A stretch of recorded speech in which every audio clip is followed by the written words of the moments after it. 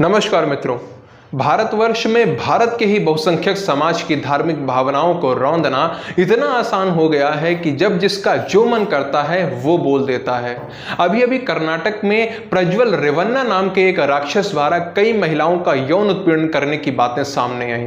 उसके videos viral हो रहे हैं। तो इसी प्रज्वल पर बात करते हुए कांग्रेस के नेता और कर्नाटक राज्य सरकार में मंत्री BR तिम्मापुर ने प्रज्वल की तुलना भगवान श्री कृष्ण से करते हुए कहा कि शायद श्री कृष्ण का रिकॉर्ड तोड़ना चाहता था वो। कांग्रेस के इस नीच नेता द्वारा की गई ये टिप्पणी कितनी घृणित है। करोड़ों हिंदुओं की आस्था पर सीधा प्रहार है। यदि किसी अन्य धर्म की आस्था पर ऐसा प्रहार किया गया होता तो अब तक देश में हाहाकार मच गया होता, सर तन से जुदा के नारे लगने लगते, यहां तक कि सुप्रीम कोर्ट भी स्वतः संज्ञान लेते हुए कार्रवाई करने लगता। नूपुर शर्मा जी का विषय आप सभी को स्मरण ही होगा। पर हम सबका दुर्भाग्य यह है कि कर्नाटक सरकार के इस मंत्री द्वारा की गई इस जघन्य टिप्पणी पर ना कोई सुप्रीम कोर्ट संज्ञान लेगा, ना ही कोई अन्य संस्थान सामने आएंगी, ना ही कोई राजनीतिक पार्टी यह मुद्दा उठाएगी। इसीलिए इसका विरोध हमें और आपको मिलकर करना होगा।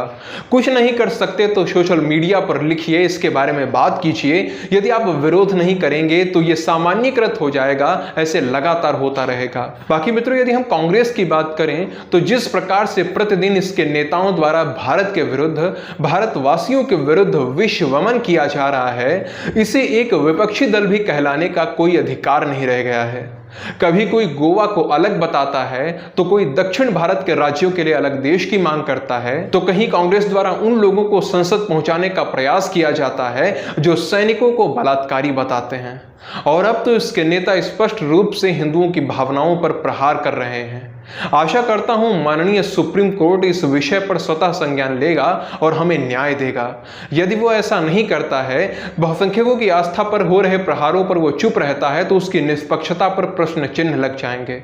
बाकी मित्रों, इस विषय पर आप क्या सोचते हैं वो आप नीचे कमेंट सेक्शन में लिखकर बता सकते हैं। वीडियो को अंत तक देखने के लिए आप सभी का बहुत बहुत धन्यवाद। जय सिया राम, जय मां भारती।